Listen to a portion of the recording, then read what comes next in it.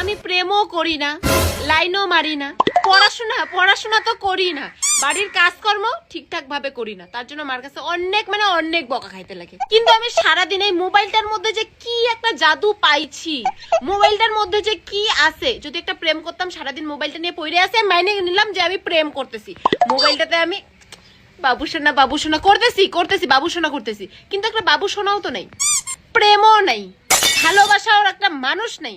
তাহলে আমি সারাদিন মোবাইলটা নিয়ে করি কি আমি নিজেও জানি না। সারাদিন মোবাইলটা নিয়ে যে কি যে গুদুর করি আমি নিজেও বলতে পারি না আমি কি করি।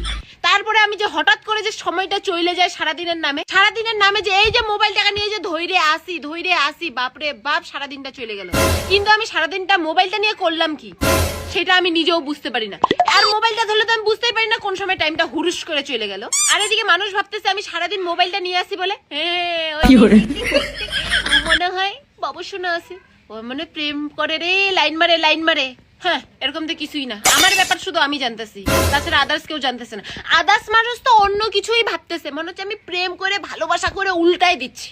কিন্তু ওরা কে বুঝবে যে আমার তো ওগুলা জুটতেছেই না, সারাদিন মোবাইলটা নিয়ে কি করতেছি আমি নিজেও জানি না।